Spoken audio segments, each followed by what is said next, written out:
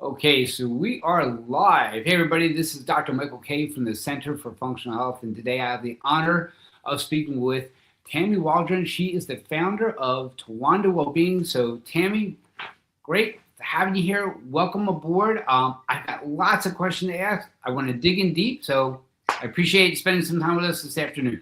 Yeah, thanks for having me. I'm excited to see where this conversation goes.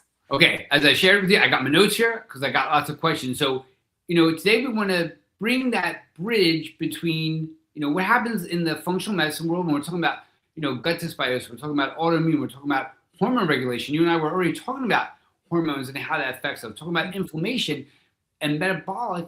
But what happens if there's like another layer? So, what's that next layer? And we often talk about that unresolved trauma. So, we'll have people who will take the right supplements, they'll do the right nutrition, they'll exercise, and they've gotten better, but there's still that some things that's still there. And when we dig in deep, that's when we realize how, man, they've been really dealing with something for a long period of time. Mm-hmm. And so today, I really want to talk about how trauma affects us. And we always think of trauma affecting us, well, it's just here, but really it's met out physiologically. So, welcome aboard. I have lots of questions, and the first thing I want you to share is like, how did you get here? Right, to start back in 2014, like, how did you get to this point where you're like, okay, this is what I want to do, and how did you create this great, universe that you're in now? Yeah, honestly, I was on my own searching for everything that you just said. I was doing all the things the world told me to do. Meditation, affirmations, talk therapy, as seeing a chiropractor, taking supplements, eating healthy, exercising, self-help books. But there was still something that was very deep inside of me and was showing up in my life in very destructive relationships and patterns that didn't make sense. And I knew that there was something there to heal. I didn't fully understand what it was, but I kept looking. I kept looking for something that would help me understand what's going on inside of me, these feelings that I have that I just couldn't name. I couldn't really understand, but I knew I could find the answer, and I did. That's cool. Can you recall, like, what do they say? The straw that breaks the camel's back, that one drip now, it's overflowing water. Can you recall that one moment that you're like, this is it? There's got to be something different. Yeah, it was my first energy healing class. I learned about an energy healing modality at an event and said, okay, let's try this. And went to a weekend workshop. And in that first day, I was like, oh, now this is getting into something very different that I hadn't touched before. It actually, in that weekend, I was able to better understand what trauma I was carrying. It is adoption trauma. And I didn't really understand that. And I began to start to heal it in that weekend. And that changed everything. I knew that coming from education, I have my master's in curriculum and instruction and have worked in education my whole life, that I was going to actually teach this in my first class. I said, I'm going to learn how to do this for myself, and I'm going to teach this to other people because I know I'm not the only one out here searching for these answers that are hard to find, but they're out there. But here's the thing, though. I'm a science guy. So now when you say energy healing, Mm-hmm. a lot of people are like, hold on, right? So can you help us understand energy healing in the sense of science? Like, how do we apply that term? Because a lot of people feel that's very woo-woo, right? Yeah. So, well, energy healing is not therapy, but therapy is important. And then energy healing is important. How we resonate, how we vibrate, all that. So when we talk about energy healing, how do you do that? And you have the theta healing, right? And the sound healing. So if you can explain, like, when you say energy healing, where does this come into play?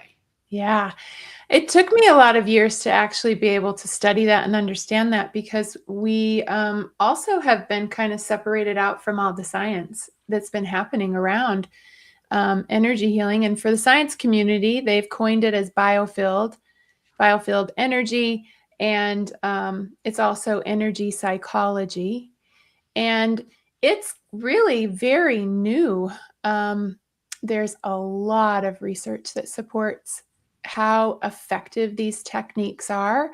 And it really is trying to understand how the energy of our system functions. What's the mechanisms of action? How do they work?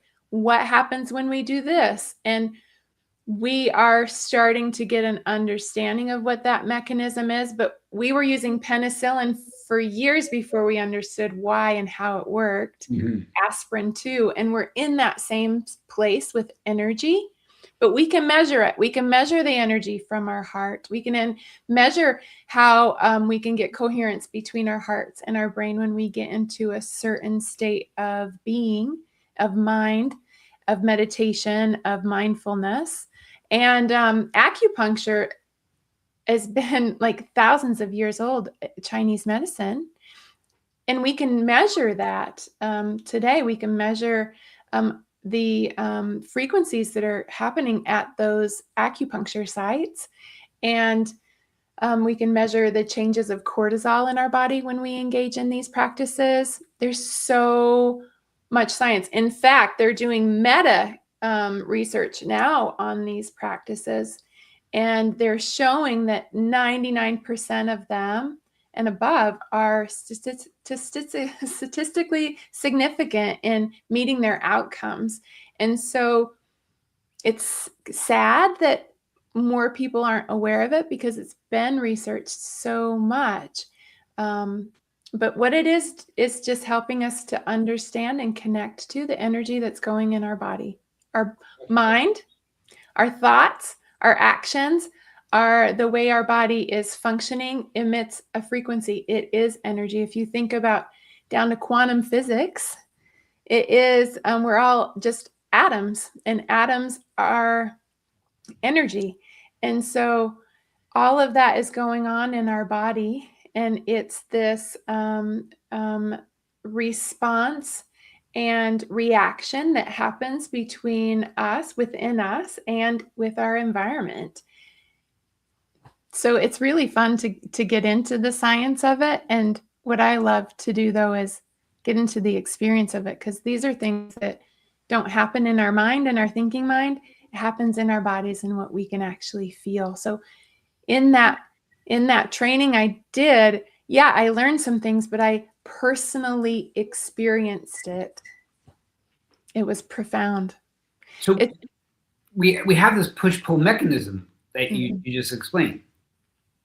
So it gets out of whack so fast, right? So we're not taught anywhere in school like how we are to work this push-pull mechanism, right?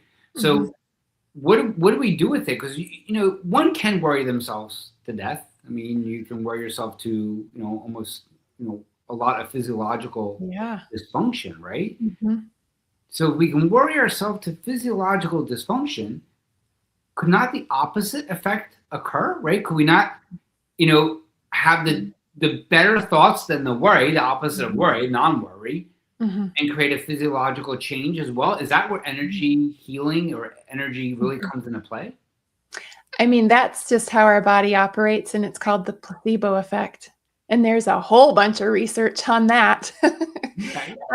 When you're applying specific energy techniques and protocols, then it's leveraging that system that automatically runs in the body. If you cut yourself, your body automatically knows how to heal. And there's such powerful stories about the power of the mind in healing cancer and disease, and what is coined under the placebo effect. But when you tap into the techniques, it's actually really honing in on that system and being able to engage and push-pull with it. So there's a lot of research on EFT, tapping on the meridian points, and it shows, like controlled studies, it makes a difference that they're touching on the meridian system. And it was so drastic in its reduction of cortisol that they kept repeating the test, like, this can't be right, that the cortisol would drop so quickly. It doesn't drop so quickly. Well, it did when they were engaging with the meridian system. So it's such a fun area to investigate, but I want people to experience it because we are stressed out people. And these techniques, when we start to engage with this energy system in our body, helps us. It is significant for helping anxiety, depression, PTSD, overwhelm, and stress. And like you said, when those things go unaddressed, they lead to physical problems in the body. And the list of all you just gave, I mean, it's such a direct impact on the nervous system, right? Yeah. And everybody's in this giant fight or flight, and I feel so many people are overwhelmed, really just by life itself, and then everything that comes on the internet quite a bit, right? So the overwhelm is great. So you created this amazing place where people can come and heal, right? And we talked about that there is this theta healing, there's this sound healing. So can you explain, like, what is the differences between those? Yeah, it's actually silent counseling that I do, and I teach that first. That is the meridian-based technique. Okay. Stems from EFT. It's using and connecting to your body and identifying where things are blocked, which can impact you in a lot of ways. And so identifying what those are with touch and breath, and you literally feel it in your body. The most common thing I hear people say is, "Oh, wow, I feel really light." And they feel this sense of peace and calm come over them because we don't realize what we're holding. The body normalizes. Our system is always normalizing until it gets to the point where it can't contain it anymore. It reaches a capacity limit. And that's when you start to have things, letting off steam, which we even say that, blowing off steam, or I'm at the end of my rope. So it could be emotional triggers. It could be nervous breakdowns. It could be burnout, overwhelm, just a generalized anxiety and stress. And then again, it can turn into, like, for me, like, my back will go out. Like, I will have an emotional moment and my back literally will go out of alignment. And then I've had, like, physical things, fibroids in my uterus that I believe come from my adoption trauma. And, things like that can happen too. Yeah. You talk about adoption trauma. You mentioned that twice. Can you give us a little bit more on that? Like, how do we define that? Yeah. And is that, because I know a lot of times when, we have young children adopted from other countries too, because I think still in the United States, it's still difficult to adopt a baby, and we often have to go elsewhere, other countries. Mm-hmm. How do we define that adoption trauma? What are you looking for? How does one get better with that? Yeah, so talk therapy never helped me. It didn't help me understand it at all. This is where we're talking about getting to the root cause within our psychological system. And our bodies are, I think, and our psyche is so brilliantly created, it will compartmentalize things that are causing a drain on the system or are overwhelming to help protect us from them. And so obviously I had no memory as an infant being adopted, yet I had it in my neurological system. I've engaged in neurofeedback, which was an awesome thing to do. And in that, getting an EEG, you could see the biomarkers of trauma for me at a young age that was always happening. And I mean, I don't think I really felt what it calm and peaceful nervous system felt like until after I engaged with biofeedback, because my body didn't actually even know how to get out of that stress response, because it's this constant fear of being abandoned, not feeling safe or secure, not on a logical level, because I had a wonderful adoptive family, but on a primal level, primal fears. Not feeling loved, wanted, worthy. All of that's going on in my subconscious in the background of my my system, and it literally showed up in my life as a young adult. People pleasing behaviors, accepting bad relationships. You know, Brene Brown talks about you can only love somebody as much as you love yourself, and those programs of that threshold of how much I love myself is in that subconscious programming, that I didn't feel loved because of that not having that bonding moment with my biological mother. I was placed in a bassinet for 5 days and missed out on that. So we now have attachment theory and attachment disorders to understand that. But these things happen on our psychological level that we can tap into when we use and approach it in the energy system. Gotcha. So you talked about the biofeedback was really, really helpful for you.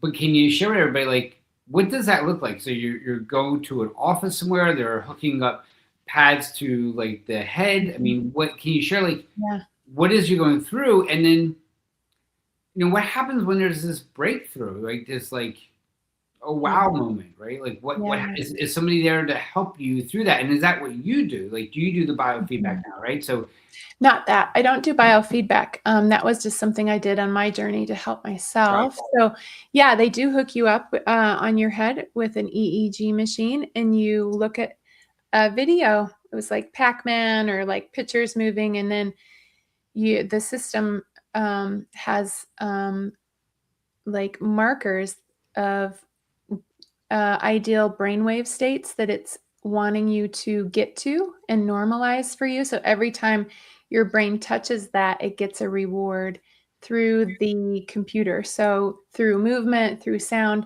nothing's coming into your head. It's just collecting the data for the system to understand. So it's moving out. And you just watch it and you just don't really do anything. Your brain is just responding. Your brain wants to do the right thing. It wants to get rewarded. But sometimes your system, your neurological system, it runs off of memory and what it's done. So it can literally get stuck. So how I knew I was stuck, because I would startle and scream over literally nothing. Like something would fall and I would be like, ah! Like really startled. It's like on like this state of hypervigilance all the time. And when I did the biofeedback, we took an EEG of my brain in different states, and you could see my brain actually changed. And then later, I went back and did the EEG of my brain during the Theta Healing meditation and out of it. And it was so significant.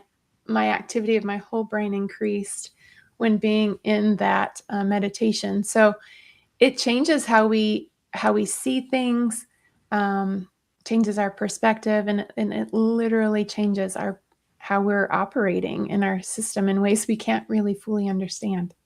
So is Theta Healing the process to help us get like a deeper understanding? Does it also provide us like, okay, the tools, like how do we move forward? Because I mean, some people will turn around and say, you know what, I'm not a proponent of this. You just got to get over it, right?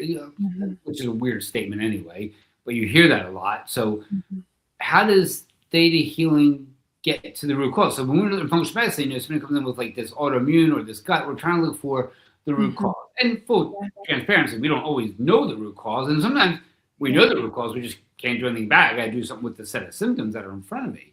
So how do we get the root cause when we're dealing with this subconscious kind of stuff that happened? Yeah. So in silent counseling, it's identifying what the block is in the system, and with the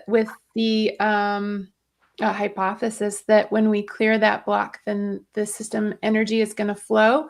When the energy is flowing, this is Chinese medicine approach. When the energy is flowing, then it knows how to heal itself. And so that's getting to the root cause of these blocks that we don't fully understand. We just know that there's a block in the kidney meridian, for example. And then we process it and clear it through the techniques, and people literally feel better. Theta Healing is different. It's a guided meditation that connects us to what IFS calls our self energy, capital S, our spirit, our soul. So it's much more spiritual in nature. And in that, we can really connect to our intuitions.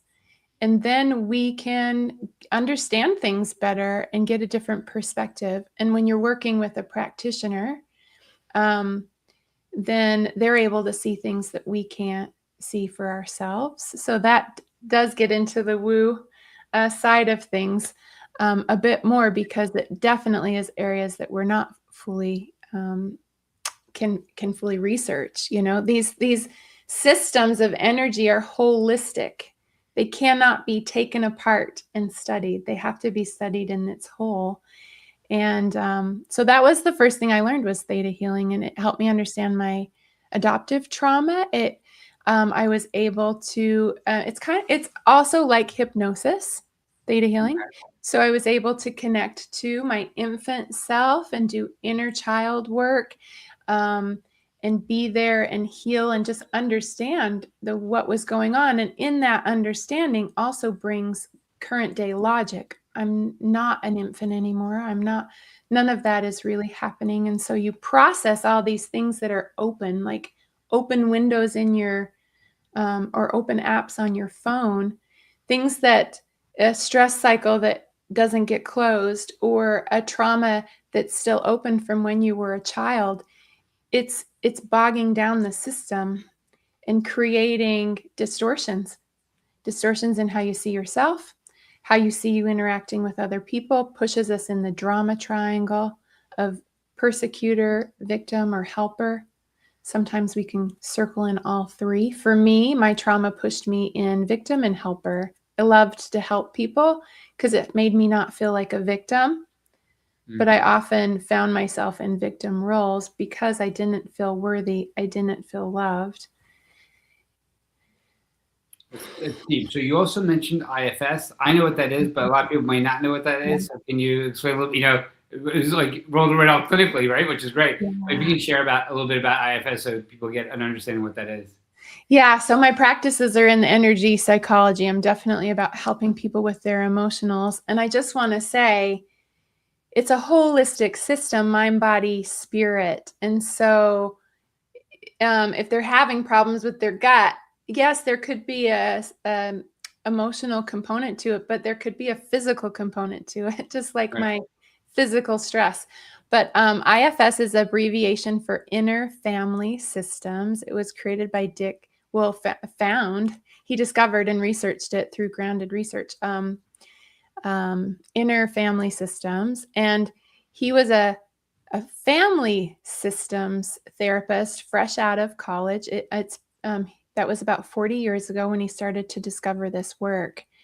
And you know, honestly, our research around psychology is not that old. I think it's only about 100 years old. Yeah, it's not long. It's not very old at all. So 40 years ago, he was fresh out of college and thought, I'm going to be able to fix these patients with their symptoms. He was seeing people with eating disorders and severe like self-harm, suicide. And he really felt like if he looked at the whole system that these people were in, he would be able to fix it, especially if the system would come in and help, you know, family, friends, partners. It's a group, right? Mm-hmm. And what he found was that it didn't work. Sometimes people got worse. So he got really curious and said, what is going on here? And just started asking a lot of questions. And what he discovered is that we have an internal system that's healthy and natural. What we, before IFS, considered to be multiple personality disorder is actually normal for us to have multiple parts inside of us, and they get dysregulated during trauma and stress. The dysregulation shows up like multiple personality disorder, but naturally healthy, we have multiple parts. It's really fascinating. You just gave me the segue into the next question, which is, you know, I want to talk about childhood trauma. I want to talk about parts, right? Because we have the different parts. So that's really important. And then physiologically, we have people with like metabolic, where they're insulin resistant. We got gut permeability problems where there's, gut issues. We have autoimmune problems. There's, as you already mentioned, there's cortisol issues. So how does unresolved trauma or childhood trauma physiologically affect those systems? How do you see that? The way I see it is when we're in a chronic stress, it really cuts off help, and it directs help to where it's like the most important. So our brain, our frontal cortex is the veins, they get smaller so that we can get blood to our muscles so we can run and fight. It's just pulling resources away and putting it to the most important places.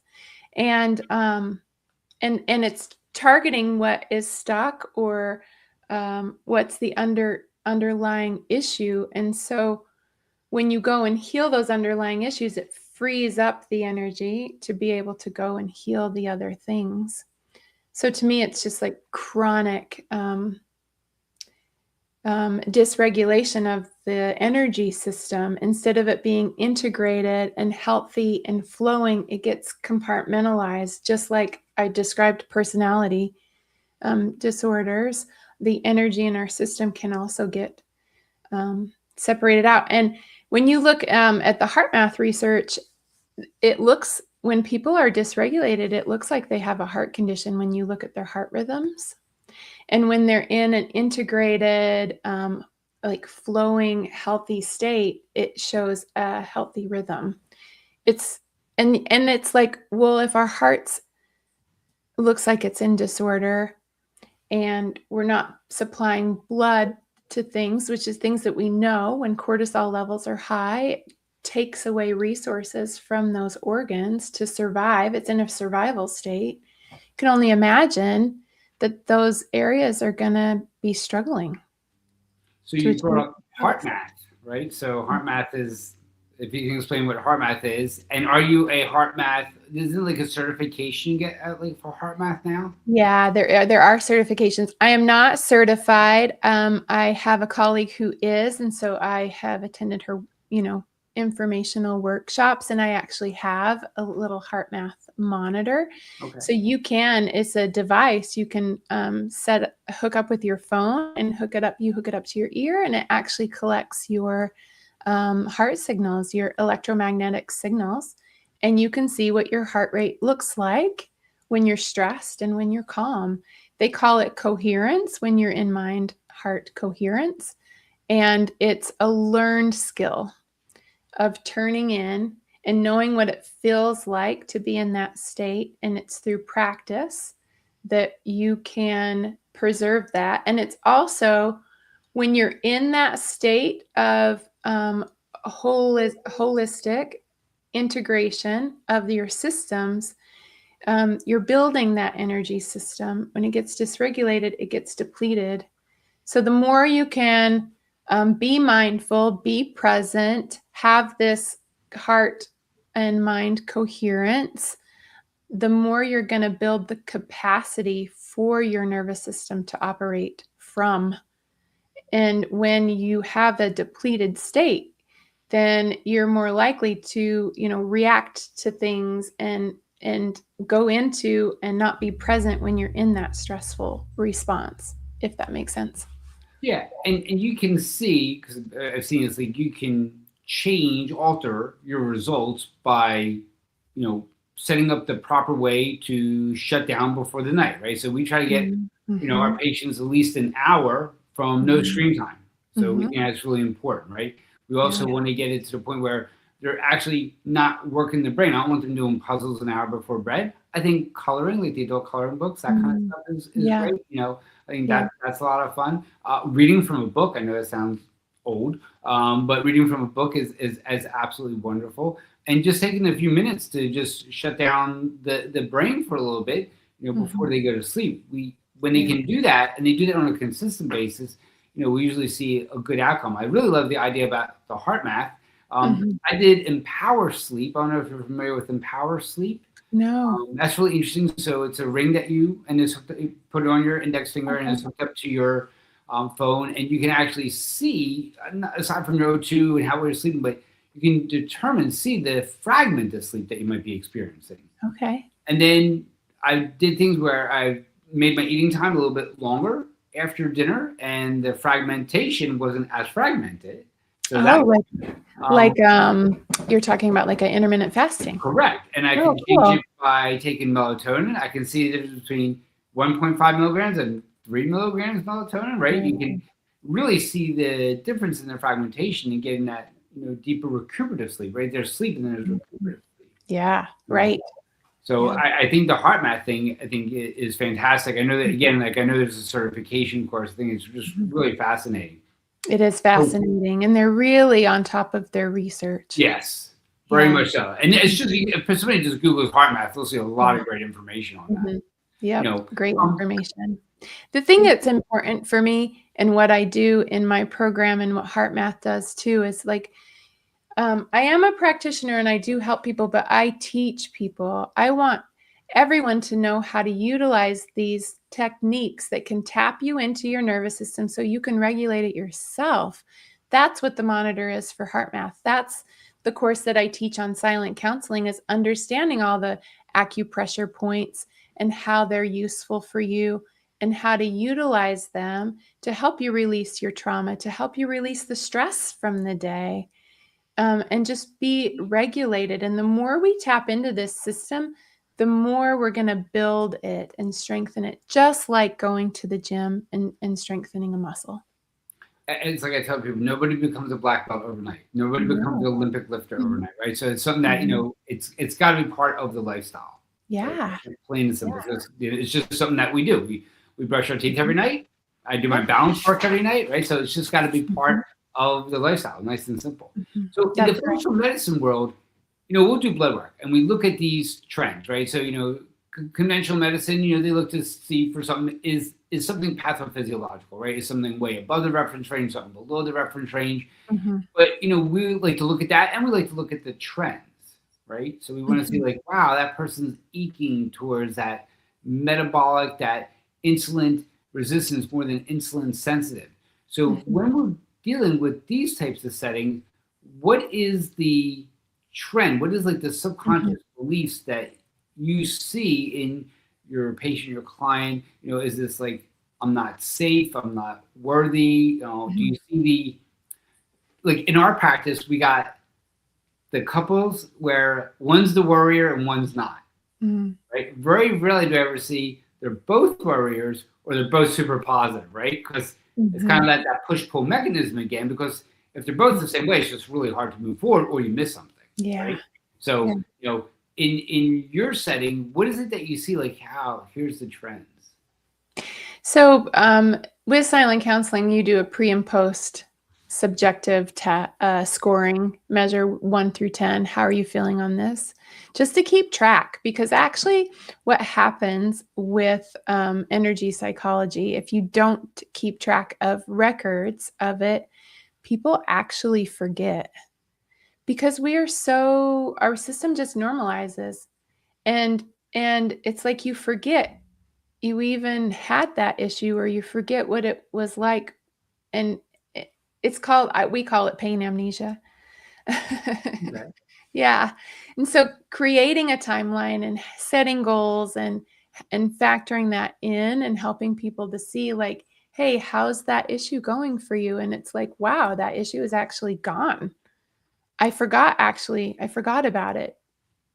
It's just, I don't know why, but our psyche kind of works that way, to just compartmentalize and just like what's important for us to focus on, right? Like with all of our senses, our eyes filter out things. That, have you ever seen that fun video where they're playing basketball and passing the ball and the gorilla walks through? Oh yeah. And like you don't even see the Right. gorilla because you're counting how many passes Right. the people in white are passing.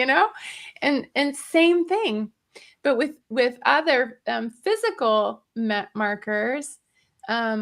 You're collecting the blood work, you're measuring their weight, like it's things you can actually tangibly track. But in my world, it's kind of intangible sometimes. Gotcha.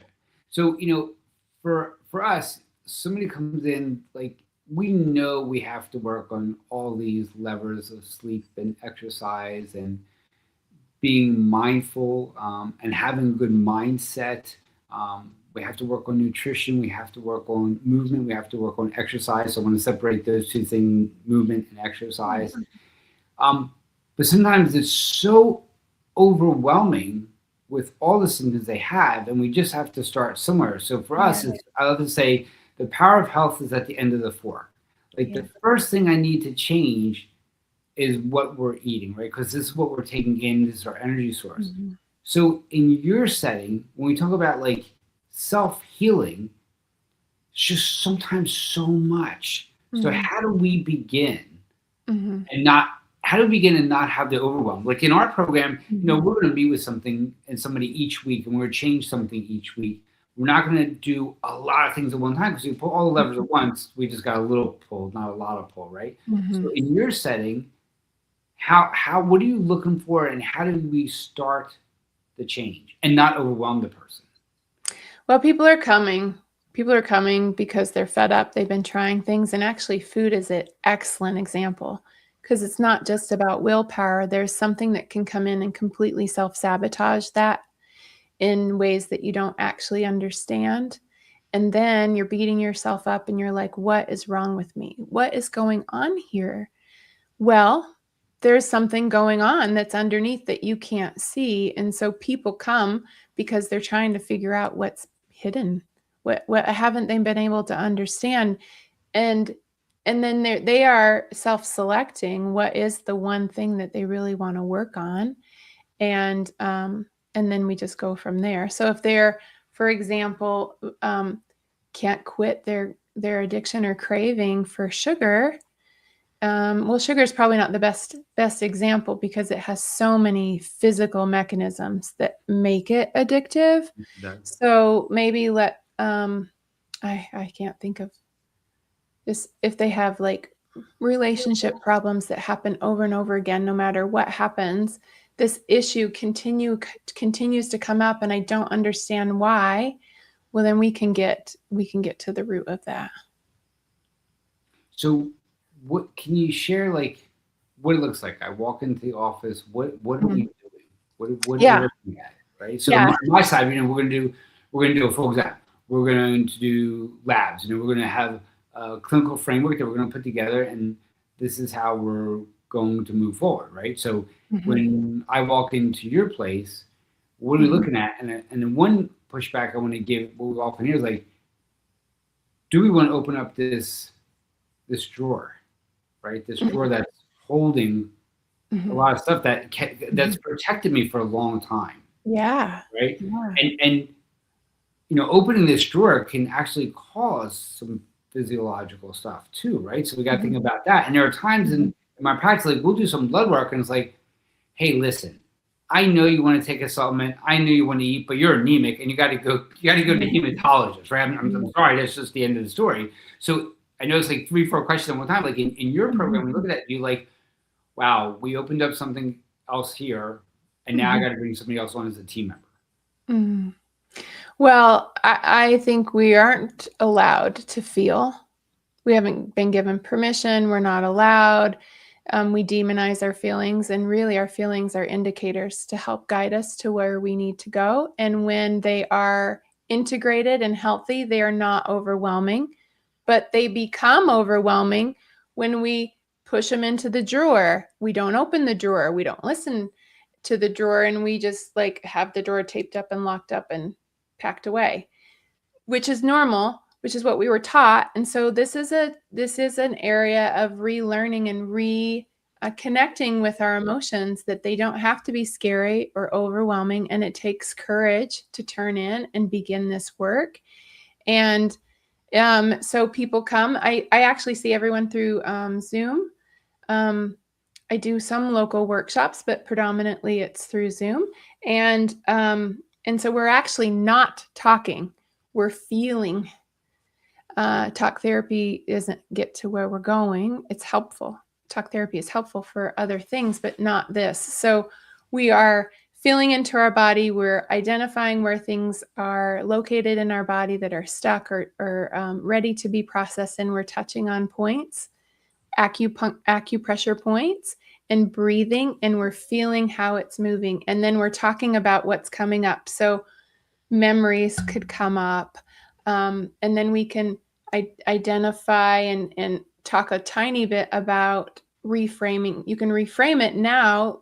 For example, childhood issues come up a lot. When a child is punished and sent to the other room and told not to come back when they're calm, and oftentimes in parenting, it's just like, I don't want to talk to you because you are upset and having a tantrum. Go get yourself together. And they're children, so they feel rejected. And so that comes up a lot when I first start working with people. So we touch, we breathe, we reconnect to that young part of ourselves. We process that's been open since that time in the body. And then we get this new awareness and a new perspective of what happened in that moment. Well, my parents were parenting. They were doing the best that they can. And so that reframe helps to just kind of like reprogram the system of what happened from this perspective. And then you're integrating that dysregulated part in IFS, you're bringing it back into the system. So we're integrating our system to be healthy and whole. And it just, it's layers and layers of work, and new things come up. So we're often, the triggers, just like IFS, triggers are the trailheads. When something is bothering you, then that's an invitation for you to turn in and identify and find out what's going on and heal it. Okay. So are there ever situations that come up that you say, okay, now I have to bring somebody else onto this team? Because I always think about, creating like a healthcare team for my patients, right? I mean, I think that's really important. You hear about your actors and actresses and all your sports people that have these amazing healthcare teams. Like, well, why can't you and I have an amazing healthcare team, just locally, right? So are there ever situations where, hey, something came up and now we got to bring somebody else in? Yeah, like physical things, right? For example, I've referred multiple people to the biofeedback, the neurofeedback. I'm sorry if I said that wrong earlier, because I can see that their nervous system is just really like stuck, actual like physical pathways in their brain. Referring people to exercise, referring people to go and talk to their primary care about certain things, and a holistic functional medicine to get on the right supplements, because we all have our scope, right? Like my scope is helping people with their emotions, and outside of that, I am introducing them to people and asking them to bring it in, because in the world that we are in right now, we are empowered to be the center of our own sphere of care. We manage who is caring for us, and it takes a village. It takes a village, and I understand and know what types of things are even possible by my own network of who I'm going to. I've experienced amazing therapies by working with people and referring people and connecting to those networks. That's great. Yeah. Great. I want to bring up another question and thought. So I have this wonderful, amazing patient. We always talk about parts work, and we'll talk about IFS, and we'll talk about trauma. She's writing this most amazing book. I can't wait until it's finally published. And we often talk about, I will bring up, this creating this resiliency, right? So where do we come across where sometimes we have to we just have to be resilient and get stronger, right? Because you'll see, how do I frame this? So how there's the term like, oh, let's have a timeout and think what you're thinking about when you're speaking with a child and all that kind of stuff. Where is it that we have to, is there a room where we have to just also toughen up sometime? How do we become resilient? Do we go through this program and become resilient and stronger on the other side, so we're not so rocked when something happens negative? 100%. Yeah.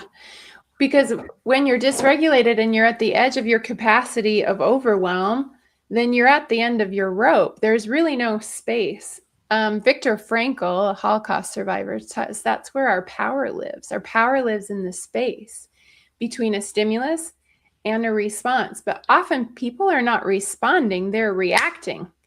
And so when we go in and integrate our system, when we close those windows of open traumas that have been hanging open and dysregulating that system, when we start to do that and become more harmonized, wow, yeah. And when you're allowed to feel your feelings and be present in the moment, and you have the ability to be curious, there's space, you can think about things, you can really have autonomy and what do I want to do in this moment? And so those are things that we talk about, especially when those are the issues that are coming up, people who are having trouble with their, having their voice in relationships. And so sometimes there's homework, like we are healing these things, but then you have to live them in the real life to like really anchor them into your system and into your habits. And so you can't just always come and talk about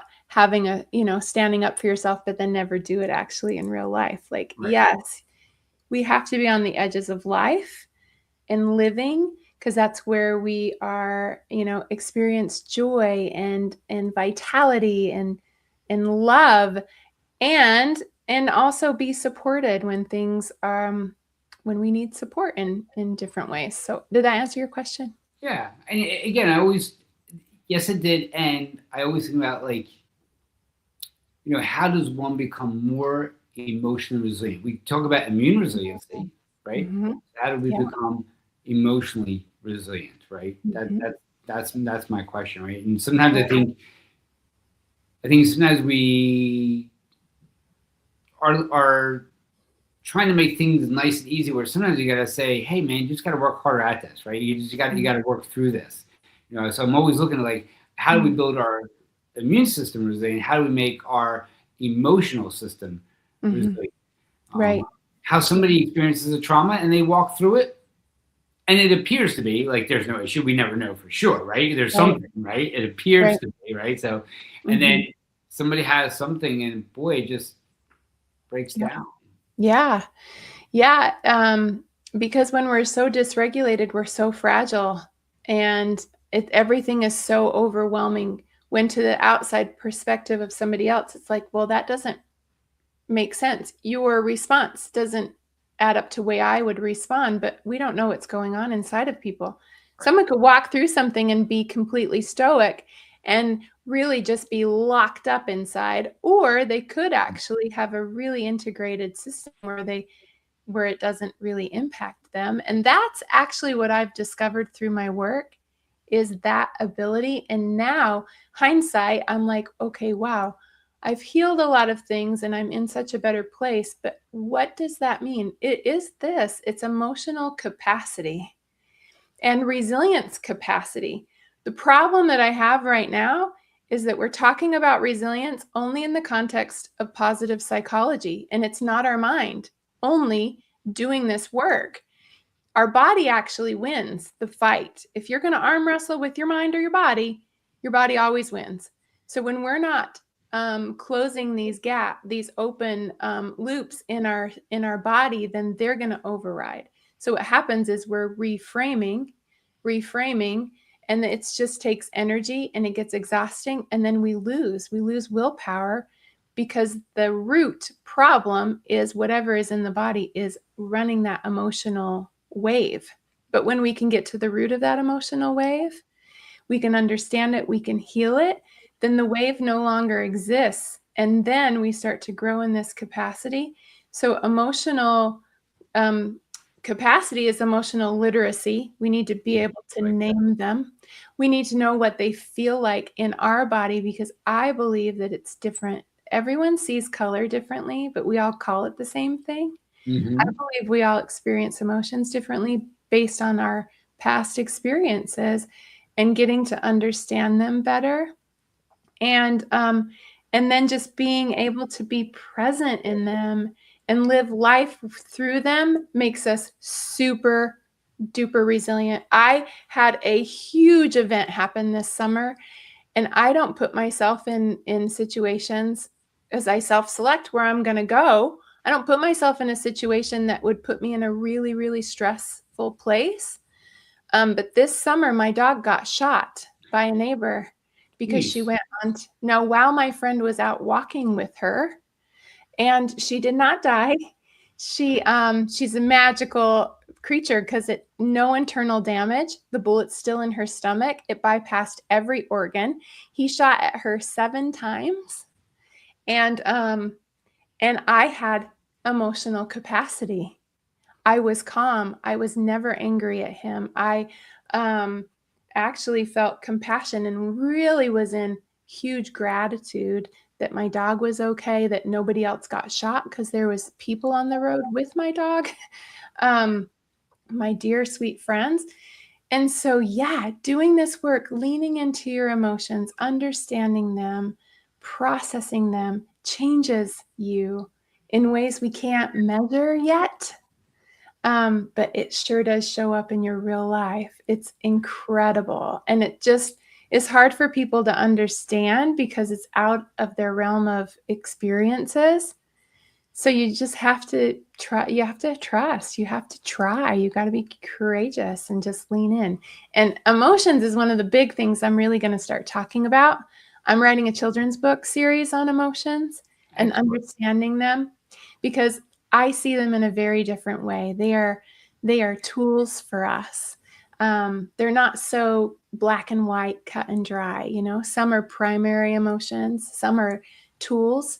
Like you said, sometimes we have to tap into tools. If someone's scared about something, then they tap into courage and bravery to move through that fear because staying in fear isn't helpful.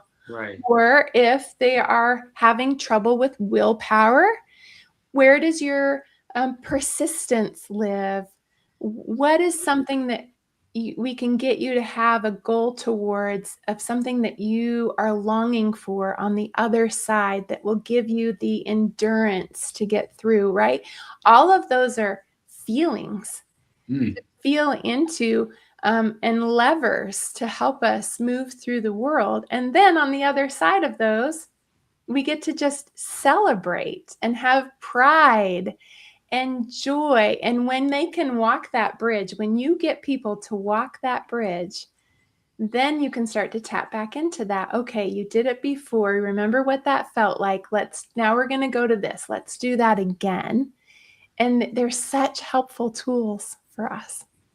That's fantastic. And we will end on that high note, but I have just 2 more questions.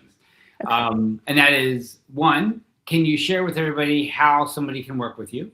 Yes. So that's number 1. Number 2, what book are you reading right now? Oh my goodness. Okay. So how people can connect to me, I'm at towandawellbeing.com. And you can also find me, Tammy Waldron, on LinkedIn. Right now, I'm actually really in the weeds of science of energy healing. I feel that it is my duty and to do my due diligence and understand it better so I can share with other people better.